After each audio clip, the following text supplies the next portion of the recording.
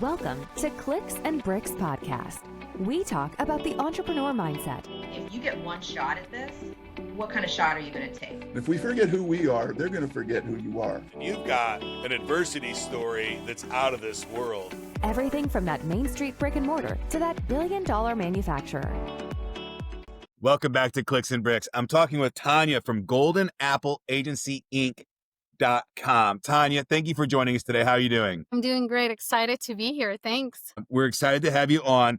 Golden Apple Agency, you've had a pretty wild journey starting at Delta a long time ago. Now you're your own thing.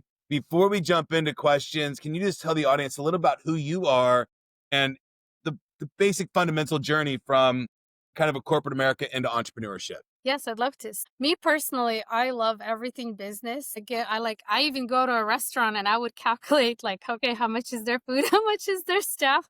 What's approximately rent? So what's the net profit on this thing? So I love everything business, and I obviously love math too. I was always good at math. So I did a little bit of everything from insurance billing to working in banking and things like that. But really I started taxes and accounting services because I was living in this small town in the middle of nowhere in Delta Junction, Alaska, and there wasn't really anybody doing taxes or accounting. So it kind of fell into it a little bit. I had no choice. My ex-husband had a business.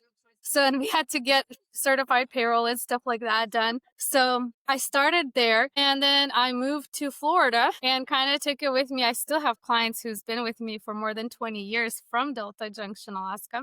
And then I decided to go into full-time in 2017, got myself incorporated. So Golden Apple Agency used to be Tanya's Tax Preparation Services. So I decided to incorporate and actually become a real business. Not that I wasn't before, but it was always just a part-time side gig thing. So I went into it full-time, and then COVID hit and I got really, really sick with COVID. And I'm over here with over 100 some temperature trying to do a tax return, and my brain is just not functioning. And that's when I was like, oh my goodness, this cannot depend all on me. It cannot, my customers cannot depend all on me. If something happens to me, my customers are stuck. So I was like, okay, I need to make extreme changes. So I sold my house, got more employees, opened up actually a second location in Spartanburg. So we have two locations, Jacksonville, Florida, and Spartanburg, South Carolina. And now my clients have an accounting manager, a bookkeeper, and an accounting supervisor. So it does not depend on one person, not even one employee. So that's actually really good. And for business owners, that's really amazing, because when they need answers, It's not like, oh, this person's out of office or they're sick. No, so I made sure that all of our customers are taken care of. And again, there's more than one person who knows their situation. And I've actually done a lot of changes even this year. I've expanded it even more. So my Golden Apple Agency, we help customers with taxes and accounting. But this year I decided to break it into 3 parts. So now we have the Golden Apple Agency that's helping the bigger clients, the clients that need monthly bookkeeping, the payroll and things like that. But then we have all these smaller business owners who can't really afford the prices of a full accounting service. So I broke that up and I started Emerald Tax and Accounting, which focuses on business owners making $0 to $200,000 a year, because their questions and their tax things are much less complex than somebody making over $1 million, for example. But also, they can't pay the prices of somebody who's making over $1 million. So that way, I also lowered our prices for services because, we spend less time with them as well. We charge, obviously, by the time.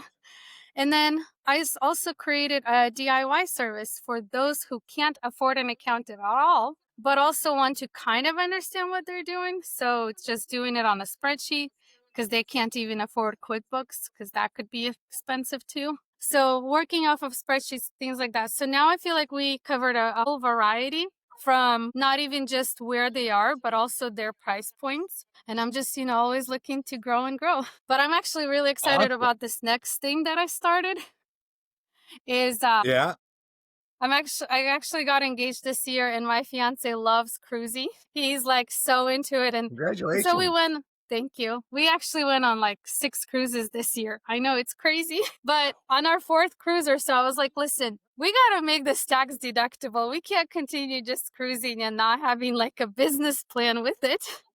And so we literally sat down and like thought of some ideas, something that he likes and I like, and things like that. And we're like, let's create out of office on purpose, out of office mindset. When you're out of office, that doesn't mean you stop working on your business, because a business owner never stops working.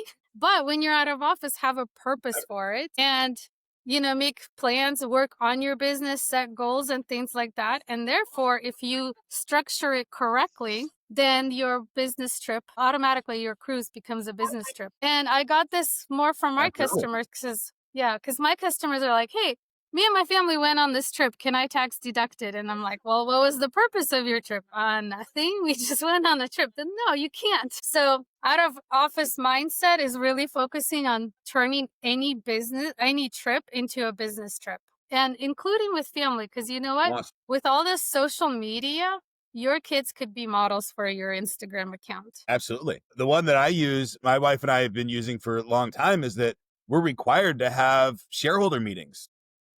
Yes, that is a big one. So we have corporate retreats, right? And it's a requirement. We have to have minutes. We have to have all those things documented, and we're allowed to have a company retreat. It's a really great way to, kind of get out of the office and decompress so that you can really think about the troubles of your business in a different environment. Stepping outside the picture to look at the picture frame is important. I love a lot of things you said, Tanya. Go ahead. That is so true. And also, like how you do it, not a lot of people know that, not a lot of business owners really think like that either. They're like, oh, I don't want to get in trouble by the IRS. And, but actually right now I'm working on a business trip blueprint so that people can have it, that it's like a one-time thing. Be prepared for the trip to have it business deductible. Absolutely. And, it's all about your documentation at the end of the day. That's true. Most of the time. I took a couple notes, and I don't know what the first one is. My handwriting is so bad. You broke your business. You have 3 different product lines, kind of a DIY, a small market, and a large market. You made the decision to break that into 3 separate companies instead of different business units under the same company with a different brand. Can you explain a little bit why you made that decision to have separate, I'm assuming that they're separate legal entities and not just separate brands? They are separate legal entities, and there's a bigger purpose for that as well. It's more of a tax strategy. You then can have a managing company, which is a separate company where like you employ your kids and things like that manage all these companies. With having one company, it's a little bit more difficult. It's a little bit difficult to explain. I help customers sit in an audit. And let me tell you, these auditors do not get training. Like there's some things that I have to explain to them how it works in the business world, And again, these auditors, they don't have a business because, the IRS doesn't allow them. They just read off the script. But it has a bigger purpose because there's 4 kids between us and things like that. But that's way in the future. Right now, I'm just trying to get it all off the ground. But also, my main focus was the employees part. It's too hard to manage when there's so many more employees. And I break it up. There's completely different trainings for like my company that are easier for accounting customers, who are making less than $200,000 a year. There's more simpler, easier to find employees, easier to train employees. And then there's, the bigger companies who make over $1 million, who make, up to 10 million. We don't take customers over 10 million. Those are completely separate trainings. For me, and I thought about having it. Actually, it was all under one roof before, but it was hard for me because it's like, okay, this group, okay, this employee, I need to switch here. And it was just so much. And specifically marketing too, like how do you market for each one, right? So and having a good SEO website, that's too many outlets versus your specific focus, your specific thing that you're doing. But honestly, I had the DIY with Golden Apple Agency for a while, but I really realized that I need somebody to specialize, like the customer service part of it, They don't need to know accounting at all, but then they're in Golden Apple Agency and they don't even talk to any of the employees, So for me personally, it was easier on the employee aspect, on the process manual. Our process manual from everything went down to just 3 products that we offer for bookkeeping versus 7, Our other company now offers only 3. The proposals, to customers are so much easier. The consultations are so much easier because you have like specific things. Now we still like intermingle. So like my Emerald company, they'll be like, okay, we don't handle this, this kind of company, but our Golden Apple agency, we call it sister companies. So it still works. But just for me, for my brain, how my brain functions, I needed everything super organized, color coded. So for me, it was easier to have 3 completely separate entities with the future of tax planning built Absolutely. into it. And if you have multiple LLCs or corporations, then you have more levers that you can kind of push things around with. I have a lot of LLCs, and some of them are just shelf companies that sit there for protecting assets. Some of them are for moving money. Some of them are just for the payroll, right? It's just a company that I sit there and all the employees are working out of that, but they can be owned by each other too, which is what some people don't realize. You can have a company that owns multiple LLCs as well, which makes roll up taxes a lot easier. And Tanya can probably help you with that as somebody that has 3 of her own. You went into the financial services, and your story isn't all that unfamiliar, right? Your husband had a business. You started doing accounting services for the family business, and then you rolled that into your own business. And I just want to talk about for the audience there, if they're thinking about going into business and you don't have a business yet, something that I did early and something that you did, and I'm not sure if this was intentional on your side or not, is if you're going to do B2B business, which is just business to business instead of business to consumer, if you can do a business that has a financial impact to the customer, like taxes, or I do hosting where we host infrastructure and it's their infrastructure side, it is a far stickier business to be in. Can you tell us a little bit about your experience with being in a business that not just financial impacting, but literally dealing with their finances, and literally just moving a couple levers could be the difference for $1 million company, could be, a couple $100,000 maybe. Oh, yeah, for sure. So specifically, when it comes to finances, I always say that finances is the heartbeat of any business. And when you start a business, nobody makes you or requires you to go study accounting. And that's like the first thing I learned when I started working with business owners is I start telling them their terms and they're like nodding and there's like a blank stare in their eyes. And I was like, you know what? I need to speak their level. Like, I need to talk on their level. Like, I need them to understand. There's no point for me to be like, this is your assets. This is your balance sheet. They're like, what? Like, okay, these are the cars you own. This is how much you still owe on them. Things like that. So early on, I realized that we need to speak their language. And in fact, with Golden Apple, I have my accounting managers, which is basically accountants. I have them specialize in specific industries. Like I have one specializing with doctors, so they have their lingo. I have one specializing in like contractors. They have their own lingo. It's completely different, and it's much easier to communicate on their lingo level than just a straight up accounting level. And so once I realized that I can explain the finances to them in their language, it's like a light bulb that goes on. That's like my favorite part. They're like, oh my goodness, okay, so this is what I need to do. And I'm like, yes, exactly, Like, here's an example. Like, this is just last year. I had a customer, of course I can't say details, but I had a customer and they're like so focused on shrinking. Like, oh, we got to limit our expenses. We got to do this. We got to do this.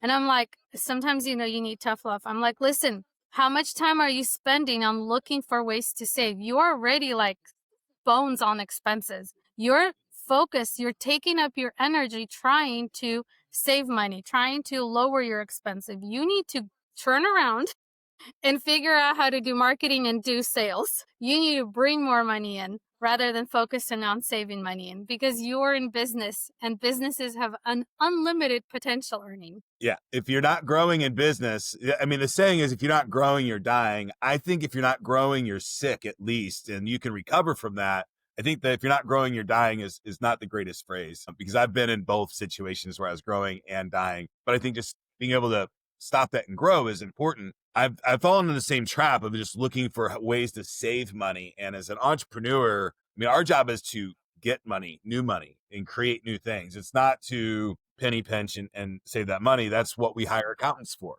to go through that and say, hey, do you really need to spend your money here? And I've seen so many people create process that ended up being so inefficient that it was the negative revenue generator.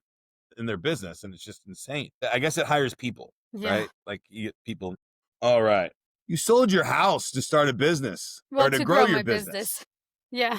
To grow your business, you sold your house. That is something that I've never been able to talk my wife into doing. Can you talk a little bit about that process and like a lot of business owners are afraid to take that leap or especially when they're just getting started. Can you tell us a little about emotionally what that was like, how that felt, and was inevitably it was worth it because you're here today? Yeah. So math is life, how I see it. I sat down and I was like, okay, this is what I want to achieve.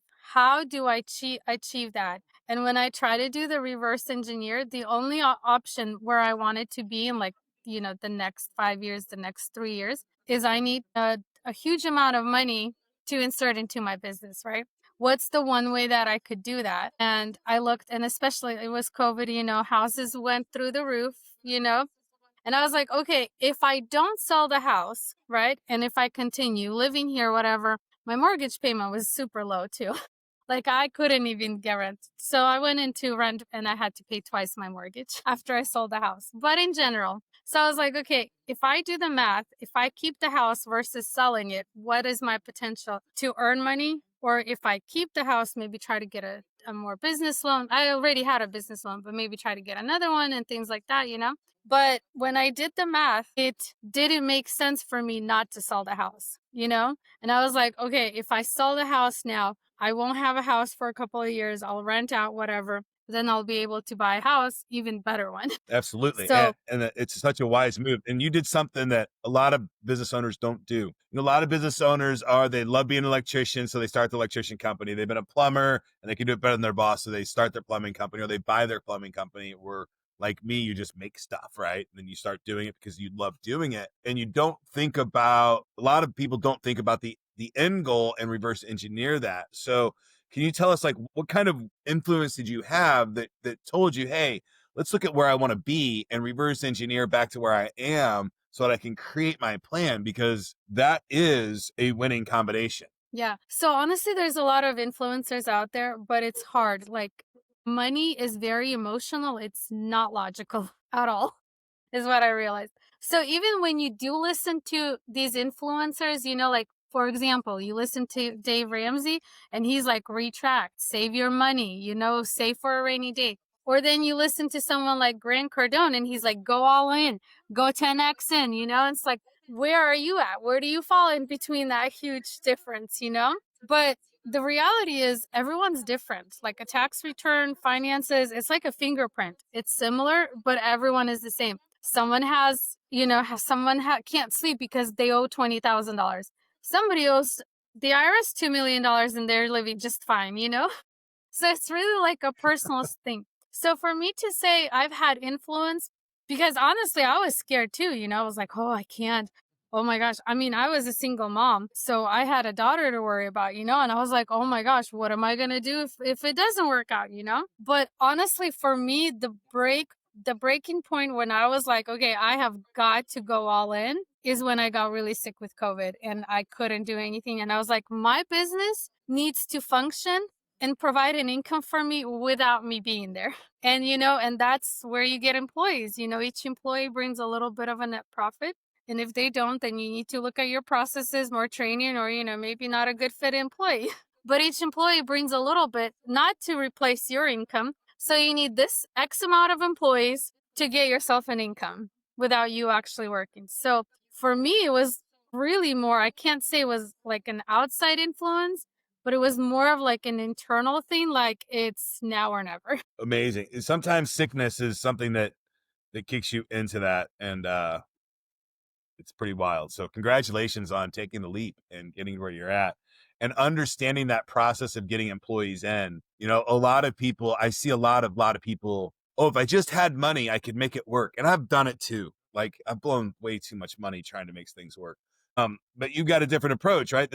Every employee is a profit center.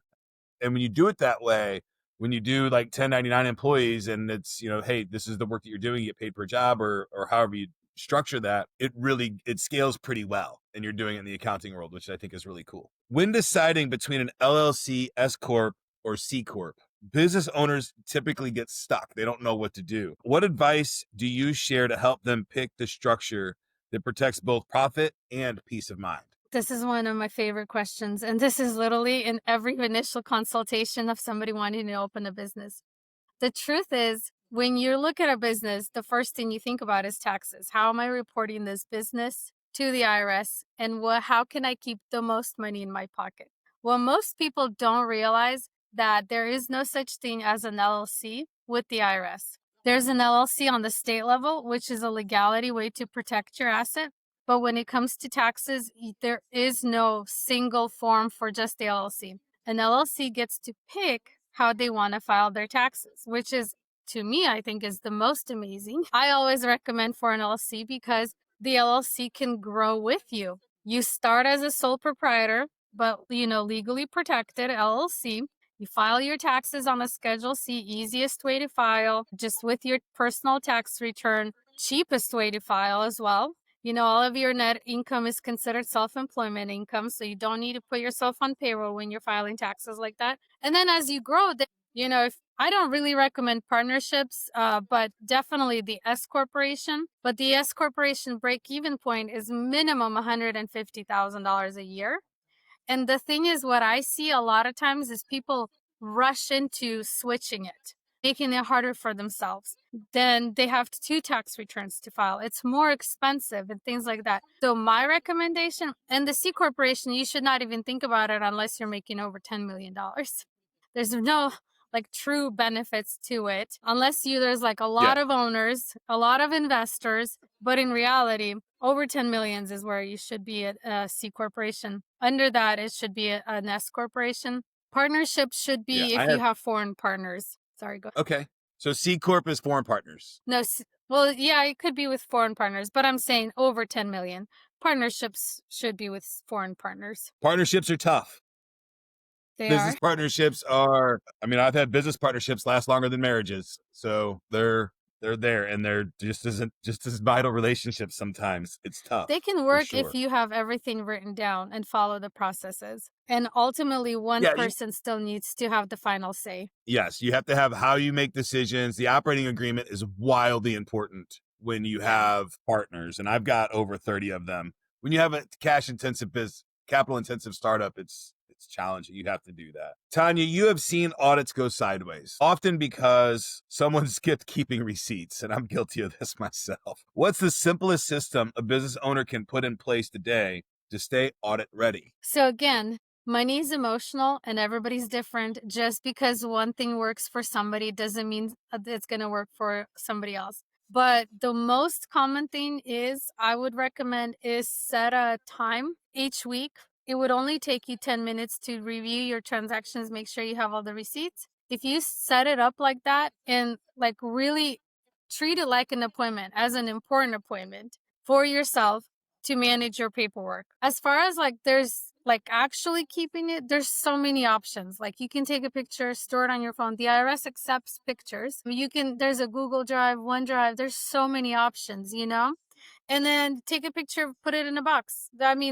You can still put it in a box. You don't need a fancy filing system as long as it's organized online or something, and then I recommend online, with a backup because your computer can crash. I've seen it. Can I just use my bank statement with the debit? If I just use my debit card, some places I don't even get receipts anymore. I know, right? But unfortunately, you should ask for a receipt. Fortunately, your bank statement will tell you where you spent the money and how much you spent and when, but it doesn't say what you purchased there. And so a lot of times you need to have a detailed receipt of what you purchased there. But just a good rule of thumb, anything over $75 you should keep. Anything under, it's good to keep, but if you don't have it, I wouldn't stress about it. It's good to know. Tax preparation records what happened, but tax strategy plans what's next. For a business owner listening right now, what's one strategic move they can make before the end of the year that might change the game?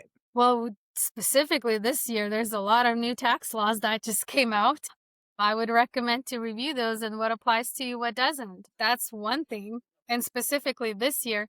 But also, a lot of business owners don't even look at their finances until it's time to do their taxes. But my recommendation is just even reviewing your financials to even have an idea where you're going to be at the end of the year. That alone would help you tremendously. Because if you review your finances, you're going to be like, okay, did I earn too much money, or did I actually lose money and I don't need to like have expenses, or I need to slow down on expenses? But yeah, honestly, the biggest thing is review your finances to see where you are right now, and then review the new tax laws to see what applies to you. Absolutely. I do. I call it feeding the animals every morning. I have an hour scheduled that I just go through the checkbook and do all those things. And then once a month, I meet with my accountant to just have him yell at me for a little while. It's fun. See what I mean? You're structured. That's the most important thing, is you gotta be structured. Every day is amazing. Yeah. That's awesome. But I mean, like, you can't really find people who would do it every day. I would say at least once a week. You have a better memory of what happened this week versus what happened last month. Yeah, I run multiple businesses, and just balancing the checkbook every morning, it reduces my anxiety, right? Yeah, see, I everybody's know where different. everything's at. I know where all my levers are that I can push and pull. Tanya, you shared how early on you underpriced yourself to keep customers. And this is something very common that entrepreneurs do. And I know that I've done it myself. I probably still do it, only to realize you were giving away your power. What made you shift, and how should women in business price with confidence? So a lot of business owners struggle with the imposter syndrome, is how I call it. A lot of times, especially when we just start the business, we're like, well, who's going to pay me this much? So I say, like, even when somebody comes to me and like they're trying to start a business and they're like, oh, we don't know how much we want to charge. We don't know how much we should charge. And I always say, how much money do you want to make an hour? And they're like, what? I'm like, your hour is worth your time. It's taking your time away from your family and things like that. How much do you want to charge an hour? And so like we reverse engineer it, and they're like, okay, well, it's going to be worth it for me for this much money. And that was like my breaking point, as I was like, it's not worth it for me. I'm not spending time with my daughter. I'm working like 16, 20 hours a day. I'm not getting any sleep. I don't have time for my daughter. And just to like really to have a customer pay me so little, it's not worth it to me. And actually, like the first time I raised my prices and I was like, this is so much. I was like, oh my gosh, this is so much. And I'm like, you know what? I'm going to go even higher. It's okay, because if they say no, then that's okay. At least like I'll get it out there. And so I priced something outrageous, like it was crazy, but I did the math and it would have been like amazing. I know how many hours it would take me to work, and I was like, oh my gosh, this would be so perfect. So I told them the high price. They didn't even flinch. They're like, okay, here's a check, send me the invoice. And I was like, what? So for those of people who are like struggling to price their products and fees higher, wait until you get paid first, and then be like, the first payment, you're like, oh, okay, this is what I'm worth now, But it's, yeah, the imposter syndrome with business owners is real. That's it. I look at life completely differently. I look at it from the other side of, what am I going to be doing with my time that gives me joy? And I don't care about the hourly rate. I don't even get an hourly rate. So, but for starting entrepreneurs, that's an important thing to understand, especially if they're doing service-based, containerized business for people, right? They're Right. selling, you're selling labor hours. That's what you're selling to people at the end of the day. So that labor hour has to be profitable. And there's a lot of things you have to take into consideration on making that profitable. Your cost to acquire those customers, cell phones, internet, all those things. I typically, if I'm paying somebody, use easy numbers, $100,000 a year, I put 25% load on that employee so that I know it's going to cost me 125, right? Because I've got all these other expenses that come along with having employees. It's pretty wild. You But also eventually even, purchased. Go ahead. sorry, I was gonna say, but also like, even if you don't, what you want is joy, you still have a limited amount of hours that you can work. There's only so many hours in the day that you can work. Yeah, 24. But Yeah, but if you love what you do, family you and never really rest. work. Yeah, True, everybody's got their own to a priorities degree. in life, right? Everybody's different. Yeah. And my kids are pretty much grown. My son's still 14, but he's doing his own thing most of the time. You eventually purchased a retiring accountant's business. which is very popular today. And this is something that people need to be looking for, is as the boomers are exiting their businesses, they're going to be looking for somebody to sell it to. How did growing organically differ from stepping into an established client base? And what's the biggest lesson in that transition? I gotta say, it's a tremendous difference. Like the relationship with the clients, the new clients that are coming in, you set the relationship. The clients that you're bringing in from purchasing somebody else, they have already pre-existing relationship and they expect the same relationship out of you. That's one thing. The other thing is specifically boomers, they are old style. We had, I'm not even kidding you, like 20 filing cabinets full that we had to, and I hate paperwork. Like, I like everything online, easy access. I don't want to be wasting my time going through filing cabinets on paper. Like it took us a year to sort and scan everything, what we needed, what we didn't. So old, outdated processes, no, no kind of follow up, no system. Like my systems are in place. Like I know exactly when the customer called, what we talked about, what happened, what needs to happen. With old boomers, it was either in their head, somewhere in a notebook. They are not really computerized. There's not really that system. So when you're looking into that, and you're like trying to do the math, how much is it going to take me to bring these customers into this? Because you still need like some sort of history for these customers. I did not take really into consideration of how much time and effort it's going to do just to scan, honestly. For me, The just data integration stuff. yeah, but the first month is very important. Like I'm like, okay, so I'm talking about like even like a spreadsheet of customers' name and addresses so I can mail them something saying, hey, I'm your new accountant. I had to create that spreadsheet myself. We had to go through files Yep. just to put a spreadsheet together so we can mail them something saying, hey, we're taking over. That was like, yeah. Yeah, So it's the wild. processes, I support a yeah. couple of lawyers and boomer accountants, and you're right. They're all over the board with the how they keep their stuff organized. It's amazing Yeah. how they continue to stay in business in this day. But they got a lot of customers early on. I guess that's something to say about early adoption, right? Started your accounting firm in the 50s. You're still around. You've done something right. Tanya, we're starting to wrap up the show, and one of my favorite parts of the show is I ask a question from the Diary of the CEO. Are you ready for this question? Sure, let's do it. All right. This question comes from Tali Sharat. If you could say one thing to a family member you've lost, who would it be and what would you say? Yeah, I'm really lucky that I haven't really experienced loss in my family, but I did lose my grandmother this year. And this is more personal, not business. But I met my fiance in December, and she died January 1st. And her and I had a conversation. Oh, you're gonna make me cry. It's an emotional question. Her and I had a conversation literally right before I met him. And we were talking, and she goes, you're going to meet him before I die. And literally, my fiance asked me to be his girlfriend January 1st, and my grandmother died January 1st. So probably her. And I would be like, you were right. You were right. Sorry, it's emotional. It's okay.